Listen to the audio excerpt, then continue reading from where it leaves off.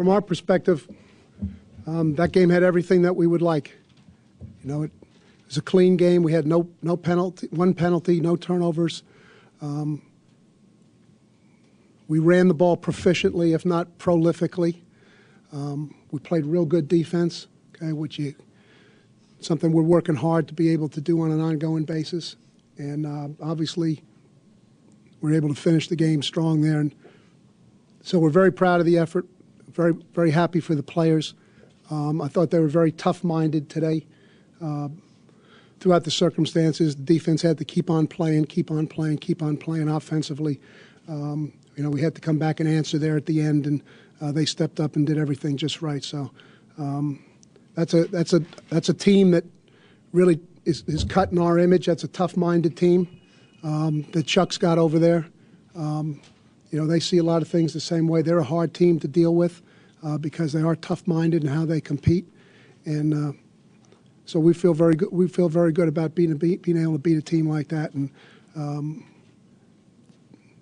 players did not doubt throughout the course of the game, and clearly they're indicating that while we're trying to get the team put together, whatnot, they didn't doubt in the end result throughout the early stages of the season. So I thought the assistant coaches did a great job in managing the game, and the players did a terrific job of responding to that management. Those two kids, Tony and Jason, as we talked about in the locker room with the team, they really embody the tenacity of the players. They both had their circumstances that they've had to fight through, and as fifth-year seniors, for Tony and Jason to step up and make those two great individual plays is certainly very representative of their teammates and a great punctuation on their careers here at Virginia.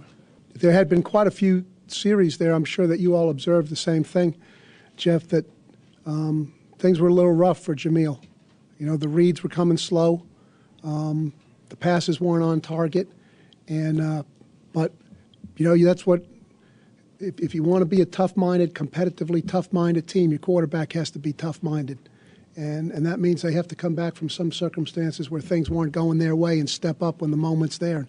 He did an excellent job of that, and as a result, he hit a couple of those throws early that got things started.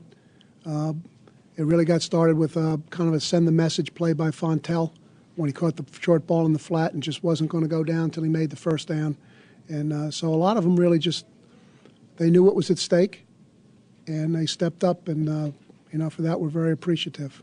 We really put a big emphasis on trying to improve things defensively, and really that's 4 games that the defense has been very prominent in stepping up and playing their role in winning, and we came very close to having 2 straight ACC shutouts, which is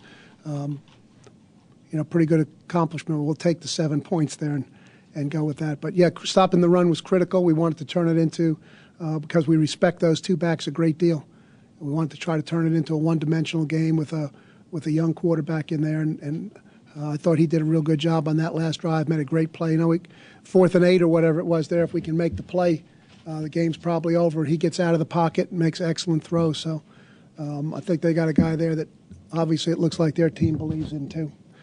This is the physically healthiest stretch that Jason's had during the course of his career, where he's pretty much at every practice and available for every game, and it's a wonderful thing that he gets the chance to finish out showing the ability that he came in with. I guess it was about 10 days ago.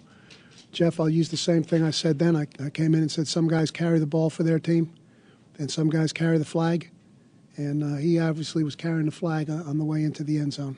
About maybe some of the more subtle things that Chris does. I think he drew the hold that nullified a first down pass. The guy in front of him is the one who jumped on the 4th and inches. He flushed the quarterback at one point, which led to a play by the nose tackle. Just talk a little bit about him. David, I think you kept track of him probably better than I could have. I guess I would say to you, ditto. All the things you cite, you're right on the target with it. He brings so much on a play-to-play basis. He gives us one of those guys that every defense needs to have. He's difficult to deal with every play. And, he had a couple pressures there where he flushed the quarterback out. He had the sack early, which was really kind of an energy-generating sack, too. It wasn't just get the guy on the ground. It really lifted the defense up, and then he drew the hold on a critical play. But all the things you cite, man, like I say, you're right on with all those things. The worst thing a coach can do is kid himself, and you just be optimistic because, well, that's the way you want to feel. But when you see players who have talent, who are working hard, who believe in what you're asking them to do, then it's easy to believe in them. And, hey, look, we got a long ways to go. We didn't win any championships today, but we're making progress. We're better than we were last week. Last week we were better than the week before. Next week, okay, if we're going to have a chance to get a similar result, we're going to have to be better than we were today. But that's what this month is about, that those teams who can improve during the course of the season and play well during this month usually end up with a finish that they're pleased with. So that's what we're trying to do, end up with a finish that we can be pleased with.